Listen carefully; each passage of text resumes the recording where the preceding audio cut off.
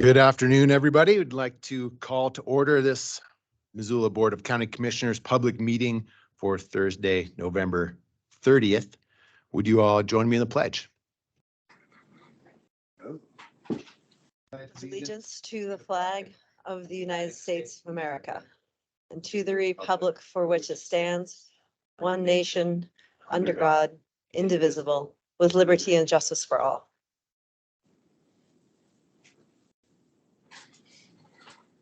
Missoula County acknowledges that this event takes place in the Aboriginal territories of the Salish and Kalispel people.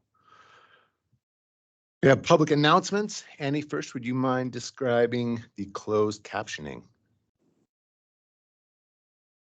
Hello, everyone. If you are joining us for this meeting virtually today, instructions for turning on closed captioning are on your screen. If you are joining us in person, we will have closed captioning on all the screens here in the Sophie Moise room, and we also have assisted listening devices available. Please come to me if you would like an assisted listening device, and we will get one for you. We ask that speakers today, please remember to speak slowly and clearly during the meeting. This helps with the accuracy of the closed captioning. There will be multiple chances during the meeting for public comment. During those times, if you'd like to speak, we ask if you're virtually that you use the raise hand feature. If you are on Microsoft Teams, this is the small hand button. If you are calling in on the phone, you need to hit *5 to raise your hand. Then once called on, you will need to hit *6 to unmute. If you have any questions or concerns, please find me during the meeting and let me know. Thanks. Andy, I was just gonna offer up maybe to Dave Miller who's listening or anybody else. You might would like to turn your camera off while you're just listening.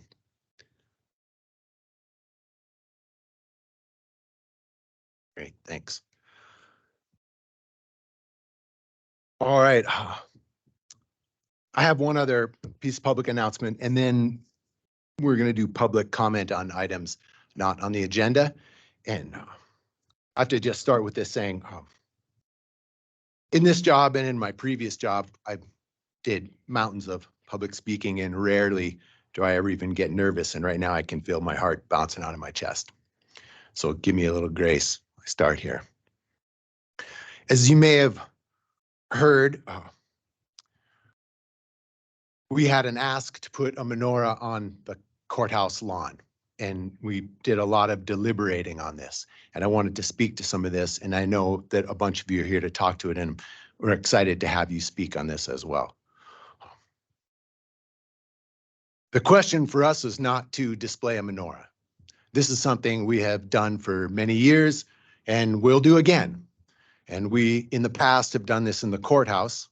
And next to the menorah is a Christmas tree. And these are symbols of the holidays in the rotunda. This is what we have always done, and we will continue to do. The question is not, should we display a menorah? That was happening. Whether or not anybody would have requested, that would have happened. We got a new request to put a menorah on the courthouse lawn. Anyone who pays attention to world events would notice that across the globe, there's been an upsurgence in horrible anti-Semitic violence and Islamophobic violence. In tiny little places that resemble Missoula in their warm and fuzzy coziness like Burlington, Vermont, to world cities like New York and London and Paris. This is a terrible thing, and it's happening at a level right now that is, I think, unseen since the Second World War. We're in a very precarious and fragile time.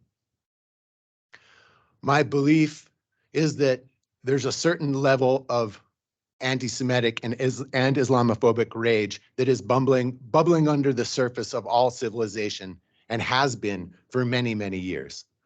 This war has all allowed that to burst out, and we see it, like I just said, all over the globe. Part of this bursting out we see in symbols, very oversimplified symbols that people take as tokens of political position. And when they see these symbols, They either rally behind them or they lash out against them. These symbols are very simple. They're not nuanced. There's no gray. There's no deep understanding. Our concern is that if we are to break with our longstanding tradition of having a menorah in the rotunda next to a Christmas tree, and instead put a large menorah on the courthouse lawn in this specific historic moment, that menorah will erroneously be seen as a political symbol, not a religious symbol. Erroneously be seen. We get to control our intent. We do not get to control others' understanding. Our concern, our fear is that this would be generally misunderstood because of the specific historic context we are in at this moment. I feel like for us, the larger question is not whether or not we should display a menorah. We're going to do that. The larger question is, how do we protect communities of people in Missoula County who are especially vulnerable at this moment because of this historical context? And I count myself as in that group. I am in that group. In this very moment, for some of you, I am not being Jewish enough. And for some of you, I'm being too Jewish. I'm simultaneously both. And I know that both groups, not the people here, could be interested in doing harm to me because of that stance. That has happened in other places. So I feel that precarity. To address this precarity, to address this fragility, this potential for violence, what we would like to do is convene folks who are from those communities and lean into our nonprofit groups who work specifically in this space and have real discussions on how do we best support people who are from these communities right now so they know they are supported and that their safety is ensured. The three of us can't do that on our own. We need to make sure folks like you who are here today are part of that discussion, and other people who are not in the room are part of that discussion. And it can't happen in 45 minutes and be done like the other day. It needs to be thoughtful and reasoned, and we need to listen a lot and then take real good steps that are nuanced, not big, bold political symbols. Believe me, this is hard to say, but I would lay this out. I carry a name of a young man who was killed in Germany in the early 1940s in World War II. I carry his name. And I have wondered often, is my long and beautiful life worthy of the sacrifice of his short one? And that question is in my mind on days like today. So if you want to get up here and chew me out, have at it. No, it is not that simple. At least it's not that simple for me. So with that, we have an official statement, and my friend and colleague Juan will read that. That was well said. Thank you. And we did not choreograph this, so our official statement sounds very much like your personal statement. Thank you. So Commissioner Strohmeyer can't be here. He's at the climate conference in Dubai right now, but here is the commission's official statement. We understand the decision we made about displaying the menorah on the courthouse lawn is disappointing to many in the community, including perhaps many of the people who are here to comment today. We want to reiterate this was an extremely difficult decision for us, and we came to it only after much intense discussion and contemplation.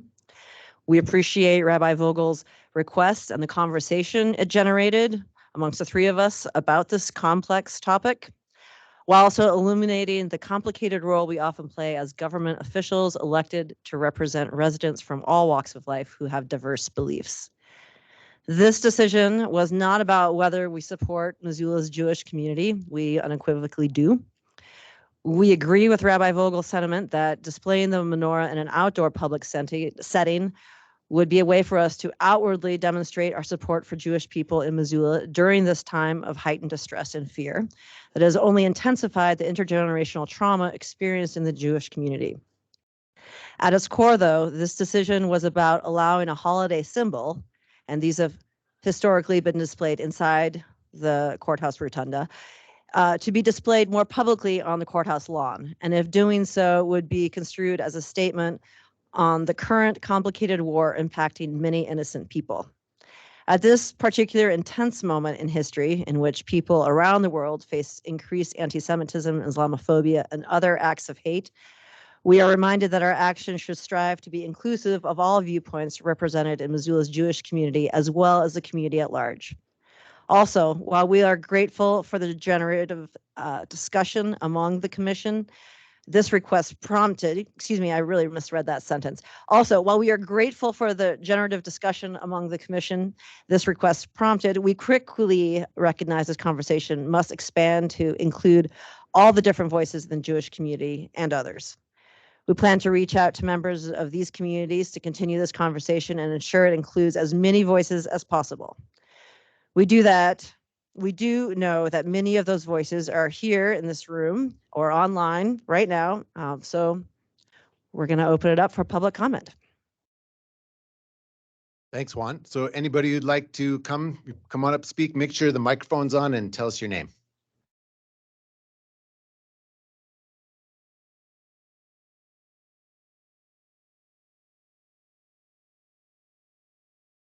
Rabbi Chesky Vogel, Rabbi of the Chabad Jewish Center. I appreciate it, Josh, in opening the session and, talking very respectfully, and I respect the decision. I do. I just want to, I'll be brief, just a couple minutes on my thoughts personally. Nobody here is speaking on behalf of anybody. I just want to make that very clear. And obviously, there is no one person that talks on behalf of all Jews in any given place. That goes without saying. But I'll be brief. The Chabad Outreach Organization is the largest Jewish organization in the world. It spans 6 continents, 110 countries, close to 6,000 Jewish institutions of all types and stripes, educational, social, religious. They began erecting public menorahs in the public sphere in the mid-1970s. I believe the first one was in 1975 in Los Angeles. A famous anecdote that Jimmy Carter, during the Iranian hostage crisis, came out of the White House, made a rare appearance towards the end of his term to light the menorah in the front of the White House. He didn't do it for votes. Reagan, I believe, was already elected by then. This was in December of '79. But he understood that the menorah symbolized, he understood what it symbolized, what it meant to the country, especially during that crisis at that time. And he explained that in the speech that he gave then. There are thousands upon thousands of menorah displays on public property around this country, on county property, city property, or what have you. And perhaps the board or many are unaware that Missoula itself has had, going on 10 years, many menorah displays around the city. There's the 12-footer on the 93. There's a 12-footer on the intersection of Brooks and Russell every year. There's a menorah display in the library that was put up last year. Of course, a large menorah in front of Har Shalom building that stands all year round. There's never been an issue with it. If it antagonized somebody, so be it. But as far as we know, it has only been positive. There's one in the airport as well, a small one, and there's never been any issues. But above all, the notion that a menorah display should be denied on the grounds that the display or that the support of the Jewish community at this time might be antagonizing or controversial or political is ludicrous, in my opinion, again. And it's downright embarrassing that that sentiment was published in a newspaper, in an actual news article. The menorah is a Jewish symbol. It is also a nationally recognized symbol of religious freedom of expression, of hope, of light, and positivity, period. And I know you said that it would be mistakenly misconstrued, but how it's being used as a political tool is beyond me. And the suggestion that the board's reasoning is implying to many of the Jews, which is why you're seeing the reaction, many of the local Jews, that in today's climate, Jews would be better off hiding their Judaism or limiting their open expression of their Judaism so as not to antagonize anybody or create a controversy. I don't want to characterize it with 1 or 2 words because it's so many levels of wrong. I would be here all day, but you understand what I mean. And the messages of indignation and outreach that you might have seen, not at the denial, but at the reasoning behind it, is because the vast majority of Jews in this county are proud. They're proud of their Jewish identity, of their beliefs, of their observances, even if they don't look religious like me, and they want that menorah up. They do. We appreciate the concern on our behalf, but this is what we want. And finally, this was an initiative that I started quietly a few years ago with the county legal team. I don't know why it's so public now, but this initiative regarding a nationally recognized symbol of pride and light and positivity will not divide the Jewish community in Missoula. It will not. There are far more Jews in this county than you wish to believe, and they feel like they've been sidelined for far too long. Judaism will be a proud and beautiful element of this landscape that prides itself on concepts like diversity and inclusion for many years to come. Thank you very, very much. I do hope to continue this conversation in a more proper setting.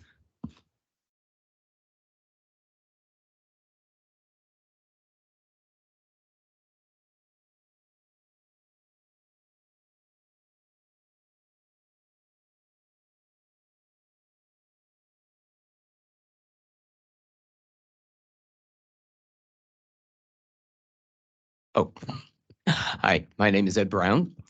Commissioners, in the great Jewish tradition, before I speak, let me say a few words. I wish Commissioner Strohmeyer were here. I know all of you personally. Met his wife first. His wife was amazing, carrying me through bereavement when my mother died 12 years ago. Juanita, you and I had strange meetings, helping out a hunter who had lost his phone. We hadn't even met yet, but through Tell Us Something, which we ended up serving on the board, and I heard you speak about your own experiences with, or at least your father, with racism and prejudice, which is horrible. And Josh, your mother and I went to the same high school. I think she might have graduated with my brother. He's just a little older. But anyways, so we all have a history. And I'm going to take a little different tact while I speak, but but even going with Josh, I went to a high school that was about 30% Jewish, and it was Christians, Catholics, and Jews.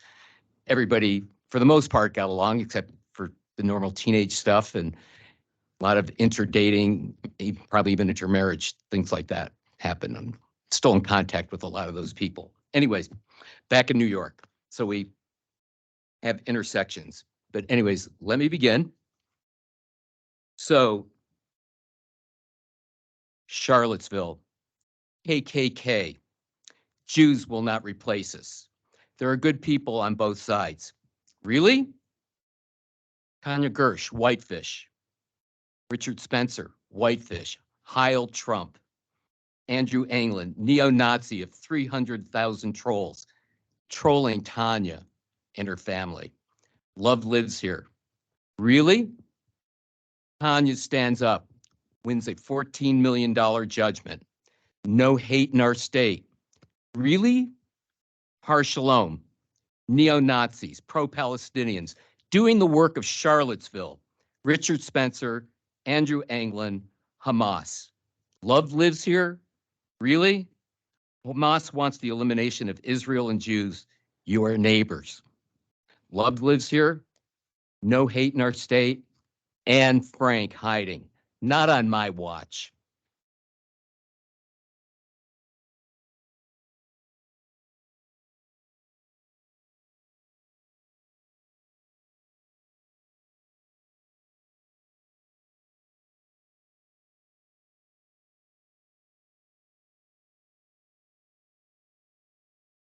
My name's Michael Lax. I've been a resident of Missoula for 4 years.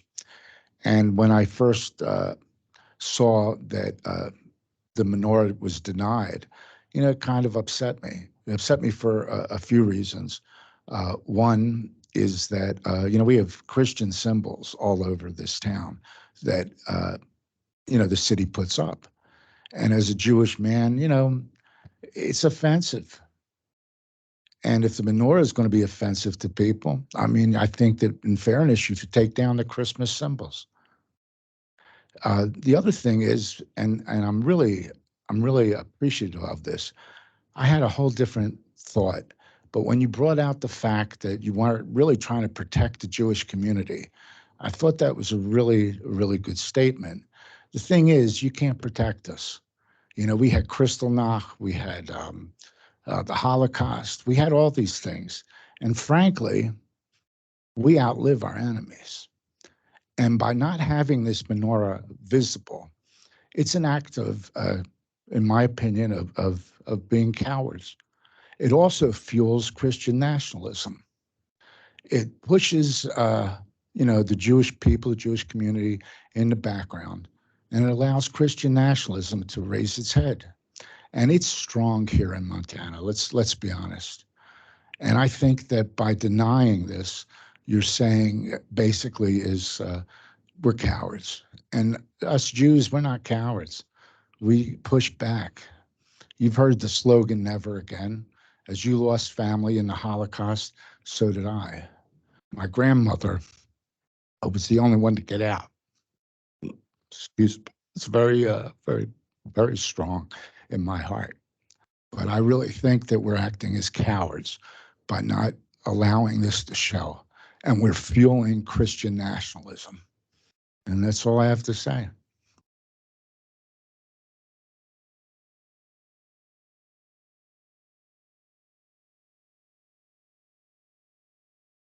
Vinny, I want to ask Michael Lax, can I ask him a clarifying question? Sure. I'm sorry. I just want a quick question. So the menorah being placed inside the rotunda, your thoughts on that? I'm sorry.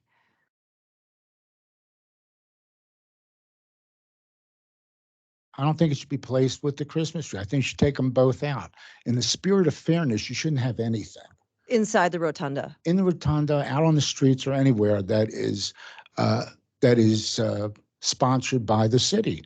Okay, thank I you. mean, there's what's really funny about this whole thing, this holiday Hanukkah, it's not found in our Tanakh, in the Old Testament. It's found in the New Testament. Did you know that? And it was celebrated by the person of Jesus. It was called the Feast of Dedication, the Festival of Lights. And it's just funny that you'll have a Christmas tree, but you won't have the menorah. It just makes no sense whatsoever. Oh, okay, but I guess I was confused because there's a menorah and Christmas tree Right, in the menorah rotunda. tree inside, why have it at all? Oh, thank you. Okay, got it. I mean, really, why not just remove any kind of religiosity from the streets and from the public, from public sponsor? I don't understand it. Okay, thank you. Sure. I mean, where's the Kwanzaa stuff? Where's the things for the Muslim people? What about Satan worshipers? I mean, shouldn't they all have their religiosity, their things out on the street? And then you think about the atheists. How do you think atheists feel? They're in a minority. I mean, either you're going to be fair or you're not. And I think that having the Christian symbols is something that is unfair. I've lived with it all my life and I accept it, but it's unfair when it comes to a political or, from a city, from a country. Take it all out, or put them all in. Thank you for the clarification.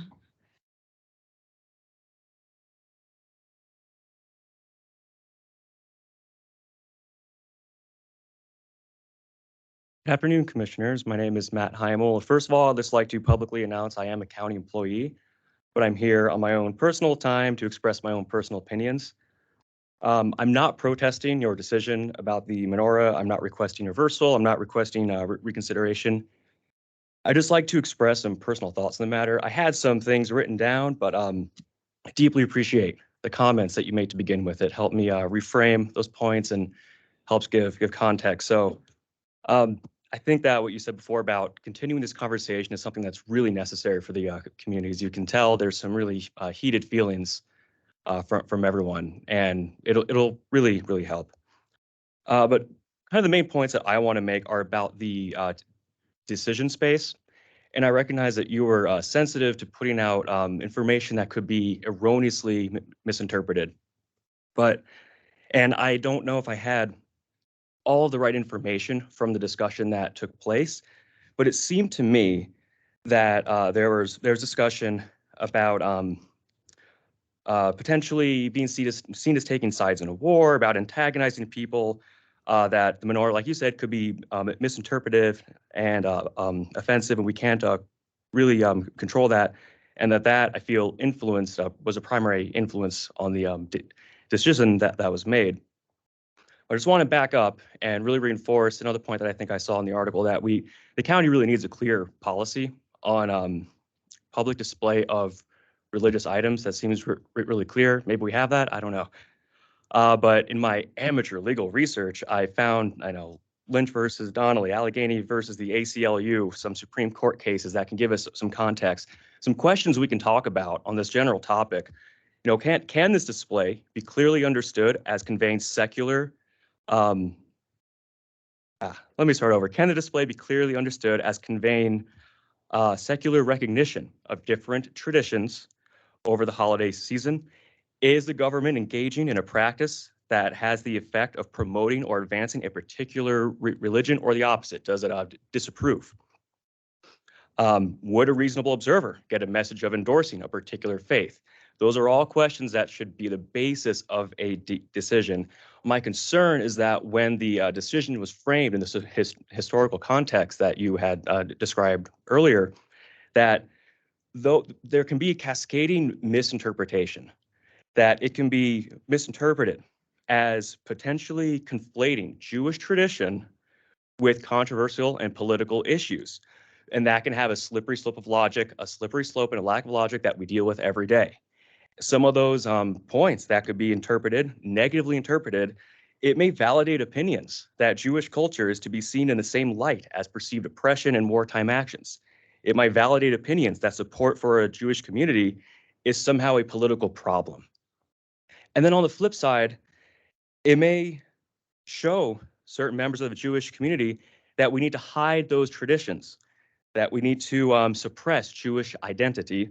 And it may give the impression that Jews should not publicly display our traditions because it can antagonize and offend people who might not like us. So to sum it up, my main concern is that the basis of this decision was based on a perceived controversy, and that there are legitimate legal questions and tests that have been established in case law that should really be adhered to. So thank you very much for the opportunity to speak. I look forward to seeing how the conversation continues, and I'll sit there and I should probably get back to work soon.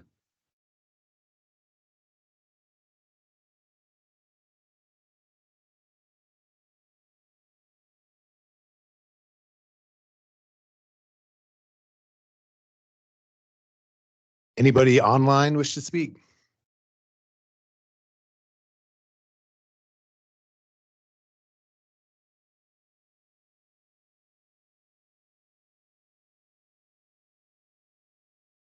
All right, thank you all for coming. Really appreciate that you take time out of your day to speak on these things and to speak so openly and honestly, and look forward to talking with you some more on these issues. Thanks. All right, our current claims list. Oh.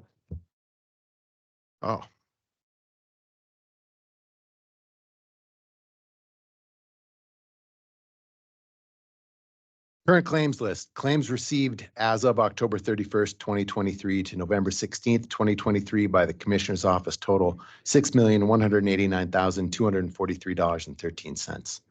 Okay, we have 1, 2, 3 hearings today. The first one is on 2024 precinct updates, and Bradley Seaman, our elections administrator, will lead us off. And Bradley, thank you so much for the commentary.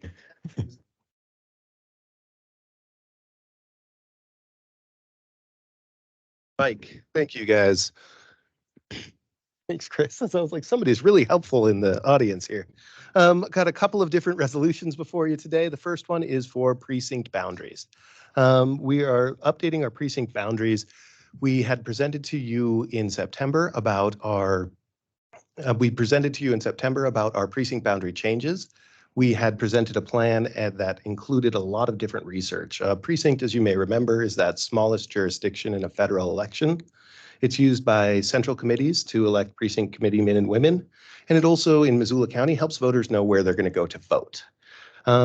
We did a lot of surveying of voters through 2015, 2020, as well as watched voter trends over the last few years. And we have dropped over half in the number of voters that vote at polling places since the last redistricting. And 80% of our active voters are vote by mail voters now. So our utilization really dropped in our polling locations. As we updated our precinct boundaries, it made sense to look at our polling locations at the same time because of the way we named them. Bonner 89 means that a voter lives in House District 89 and votes at the Bonner School.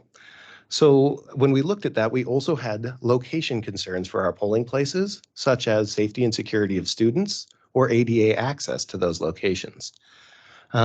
Missoula County had the most polling locations out of any county, and under the proposed precinct plan, where we name our precincts based off of our polling locations, we would still have the most polling locations out of any county.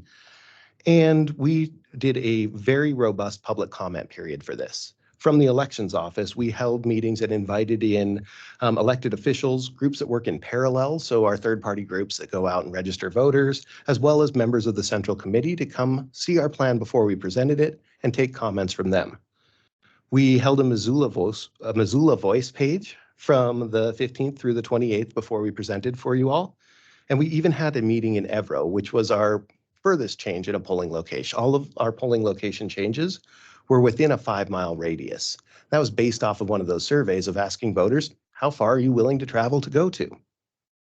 We were able to incorporate all of those comments into the plan we presented to you in September. So today, I am just going forward and stating that there's no additional public comment that after we reopen that comment period, and asking for the approval of the plan of the precinct boundary changes, which also impact our polling locations for the 2024 cycle. I really feel like we've done a very robust job to come up with the best possible plan we can for our 2024 elections. So that's my whole pitch right there. And as we go through this, it is that you have maps in front of you. We had maps available for people coming in. No changes were represented in any of those from the previous presentation. Really looking at making sure that we incorporated boundary changes, listened to some of that comments with some great comments. Examples of comments were, you should consolidate everything to one centralized location at the fairgrounds, or you should not eliminate any of the polling locations that you had. So we worked really closely to make sure that we were addressing those concerns and looking at our specific areas that may have had ADA access issues. My old polling place, St. Joe School, the ADA ramp was on the other side of the building. So you had to go through the school to get into the voting location. And that presented a security concern as well as an ADA access concern. That's the reason that we looked at a lot of our precinct boundary changes as well as updated all of our different polling locations. And we're asking the commission to vote on adopting our new precinct boundaries for 2024. Thanks a lot, Bradley. Yeah. You have any questions? I do not. As usual, Bradley is very thorough. Any public comment? Anybody else like to ask Bradley anything about this? I like that we still lead the state in polling locations, and we've done some consolidation and are more efficient, recognizing the fact that 80% of voters are using mail-in, and we don't need the same dispersed facilities we once needed to have. Exactly. As you guys saw yesterday, we're always working to improve our processes and coming Yeah. up with better plans. So It was an exciting day. Well, I move that the commission approve the updated precinct changes for 2024. I'll second that and call for any public comment. Okay, all in favor? Aye. Aye. Thanks for making the trip, Bradley. Appreciate it. And great work yesterday. It was really inspiring to see you and your team do what they do so well. well, thanks very much. I have one more for you though. Oh, okay. Oh, I remember. Yeah, we get new districts. So Is it true I'm now in Valley County? Because I was like, holy cow. Last crew did made that happen, right? We have presenting before you today is a resolution to update our commissioner district boundaries. So the precinct boundaries would be inside those house districts. Commissioner district boundaries are the division of commissioner districts equally by both size and population. So geographical size as well as population. Presented to you is our plan that we had presented previously in September. We did open another public comment period and received no public comments on this as well. Personally, I did take quite a few different public comments on this, and the number one thing we got requested was the same that we presented in September, a bullseye pattern, urban, semi-urban, and rural. But due to the law's requirement that it's both equal in geographic area as well as population, that is not a possibility. And so we worked closely and walked many different voters through those laws and explained that process, but we didn't receive any comments through the voice page. So before you today is a plan to update our commissioner district boundaries as well, which would be in place for the 2024 election cycle. Thanks. No questions. Any questions from the public on this? Any comment at all?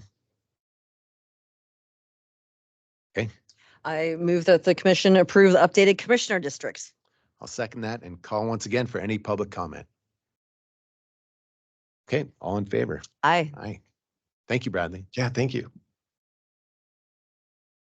And now the chat to talk about Larchmont. We have a Larchmont crew here today. We do. Yeah, good afternoon, Commissioners. Chet Krauser, Chief Lands and Communities Officer. And we are here today to ask you for commission action and requesting that you approve the final draft of the Larchmont Golf Course Operations Review and Business Plan, and then direct staff to move forward with transition to a county-led management model. So I'll go through some of the background and then our recent conversations, a bit of the report itself, and what next steps might look like today. So first off, I just want to thank a lot of the staff, in particular Michelle Denman and Sarah Richardson, for some of their work, and particularly as well as our consultant with National Golf Foundation and the Larchmont staff. It's been a collective effort to get to this point, and there will be much more work to come, but there's been some tremendous effort, and I would be remiss if I didn't add some thanks at the beginning. To give you a little bit of background for folks who either may not be familiar or just to help get it on the record, Larchmont is a public 18-hole championship golf course, driving range, practice amenities, maintenance facility, and clubhouse. And those were the pieces that the consultant reviewed and that I'll talk about here in a second. Location is along Reserve Street, and that's kind of between Fort Missoula and Brook Street. So probably most folks have driven by the Larchmont golf course if they've driven Reserve Street. It was developed by the county in 1982, and then it's been owned by the county but managed under the operation and kind of the pro shop management through a contract with Summit Golf. And Bill Gallagher is the primary entity there and is here with us today. He has decided he would like to retire. And so he is planning on retiring here at the end of the year, and we have our contract set to expire at that point in time. And every conversation we've had has been unsuccessful in trying to sway him the other direction and keep working. So we'll honor and respect that. But that has then led to the need to have some discussions and contemplate what to do moving forward with the course. So the recent discussions we've had largely with county staff began kind of in 2022 just to start to explore these options. And we also selected the National Golf Foundation to conduct a third-party assessment of the facility, as I mentioned earlier, with the course, the clubhouse, maintenance facility, and the amenities that are part of the course. They finished that report up here in October and presented that to the BCC, Larchmont staff, county staff, and the Larchmont Advisory Board. And I'll go through some of the key findings there just to highlight some of those. Most of what I have to share is almost verbatim from the report. So they did a pretty good job of thoroughly assessing things. And I felt like, honestly, their language is probably better than my own. So you'll hear a lot of that if you do read through the report. That is essentially the same words that you'll see there. And I think the biggest takeaway message was, as they put it, when they came out to take a look at the course and work with us, work with staff, they're used to coming into communities where it really is a doom and gloom sort of scenario, where they see municipal courses that aren't keeping up. They maybe have maintenance backlogs, things like that, what they articulated as doom and gloom. And they said it was really refreshing. They came to this effort and there was no doom and gloom. Things actually had a fairly positive review. And so that started the conversation. And from there, I think we just continued to appreciate the work that Bill and his crew have continued to do over the years and really retaining a public facility in a pretty top-notch condition. So Their evaluation of Larchmont itself provide kind of a detailed assessment of the physical and economic conditions, and then also the market environment. So that's the context that we're using to evaluate options moving forward. I think interestingly, with Larchmont, the current financial condition, as they said, is superior to most municipal courses in the U.S., where only about 33% of those can cover both on-site expenses and other indirect costs like depreciation and internal charges, things like that. So the revenue model at Larchmont, under the guidance of Summit Golf and Bill and the staff, has really been really extraordinary in terms of its comparison to other municipal courses across the country, and I think sets up the county and the community with a lot of options. So that's really been great. They also looked at some alternative management approaches and compared some of those what they see nationally, and then gave us some recommendations and also recapped some of those models so that we could consider those. They had a few minor recommendations for future capital investment, and that mostly was geared around keeping on track and keeping up with the current standard. Nothing that was immediate or that was going to require significant investment right out of the gate. There will need to be a continuation, which has been the case, of the evaluation of fees and how those fees relate to the ongoing administration of the course itself and keeping up with the costs associated with managing the course. But really, that's all geared toward maintaining this really solid fiscal model that exists there now. And as they said, really positions the course to be kind of a market leader in our community as it relates to kind of a public 18-hole golf course that is affordable, but also is right now facilitating some pretty high activity levels. So it's kind of a nice balance of those things. So from there, I guess I'll dive into a little bit of the models that they evaluated, and there are other recommendations in the report itself that talk more specifically about the course. I'm not going to go into those today. They are attached to the packet, and folks can certainly get a copy of that report if they'd like to read more. What I'm going to touch on today are the models that they evaluated or highlighted for us, and then the recommendation that we have as staff. So the models that they evaluated was a self-operation model, meaning the county would take on full management and administration. And then they looked at concession agreement models where you could have contracts for either components of the golf operation or a collective sort of concession for multiple operational functions. A full service management contract where you had a fixed fee, a full service management contract where you had potentially a fixed and variable fee model, which would be kind of a hybrid, and then an operating lease where it would just be essentially leased out to a private entity. Their recommendation really came down to two options. One would be to continue on with what we have existing now, and that being a contractor that would essentially step into the role that Summit Golf had been taking on. And then the other option that they highlighted as probably the top, kind of these top two, would be the self-operation model. We have elected to propose the self-operation model largely for a couple of reasons. One being that there wasn't an immediate interest in stepping in, at least from the existing golf staff that were on the course, into that contracting role. And then in addition to that, we have the staff who've been there for a very long time and integral in the operation of the course, interested, as well as I think Bill, and interest from the advisory board as well in considering this self-operation model. And so that's the avenue that we have looked at most closely.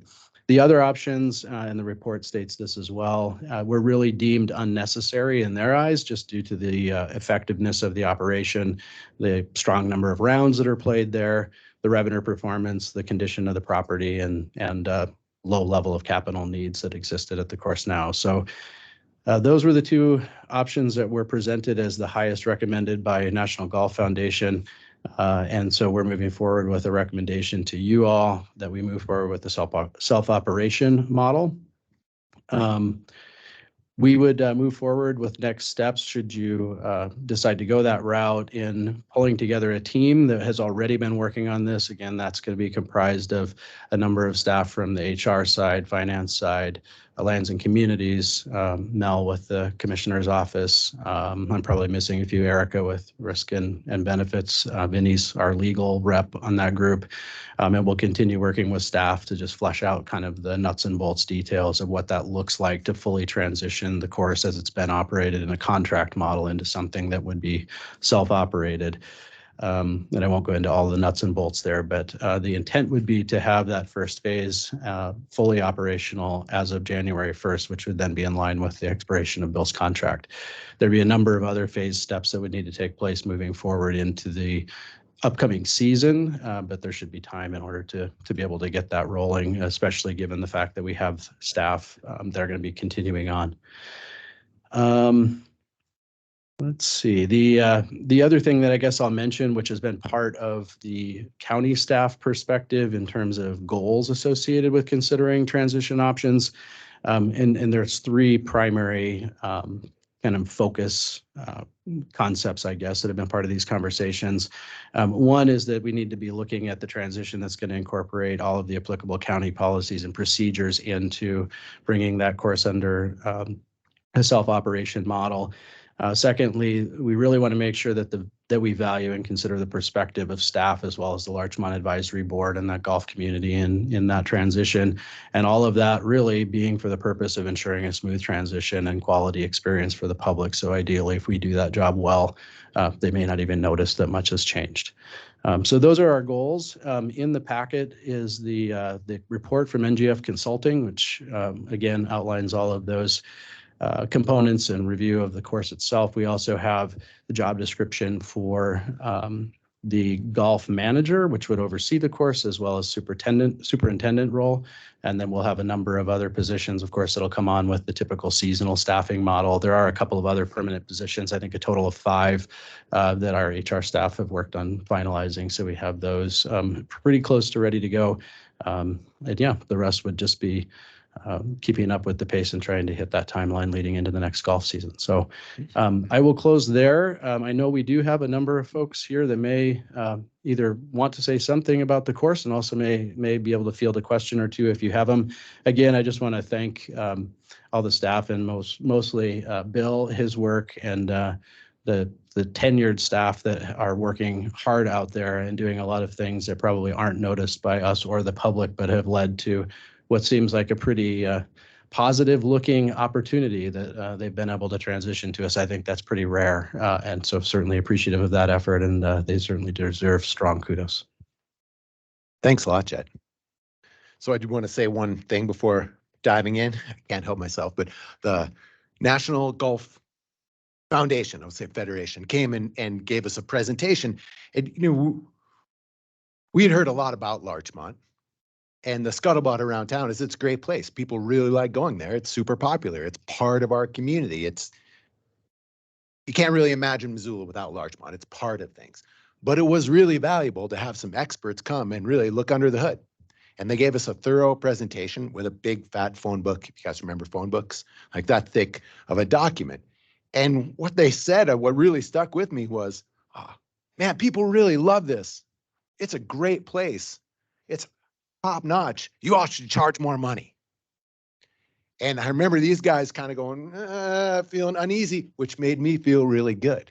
This will be a county golf course. This should be available to everyone to have that kind of experience. And it's just fantastic to hear that we're providing an experience for people that is greater in quality than they actually pay for.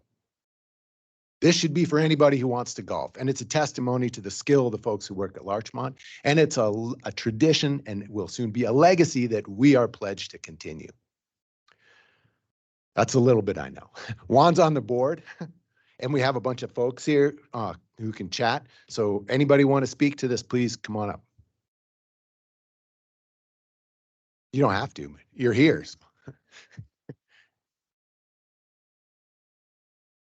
Okay, great. Thank you.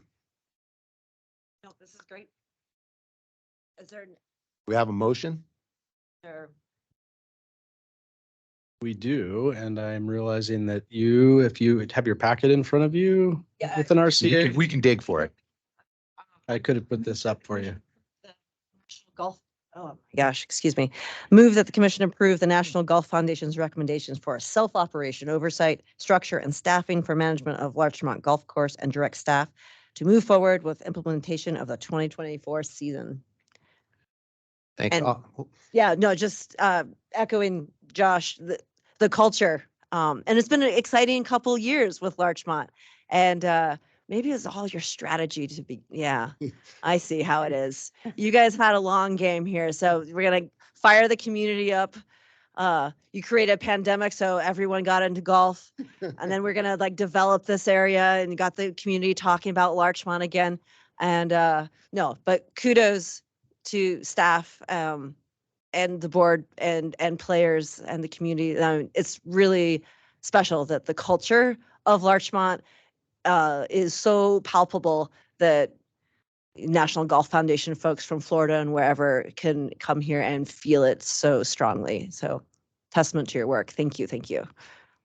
So I'll second your motion and call for any public comment. Okay, seeing none, all in favor? Aye. Aye. Thanks, Larchmont. With that, we're done. Right? Did I miss something? Okay. Could you stay for a sec? Gal from the media, I can't remember your name, sorry. Catherine. Catherine, Thank you. okay.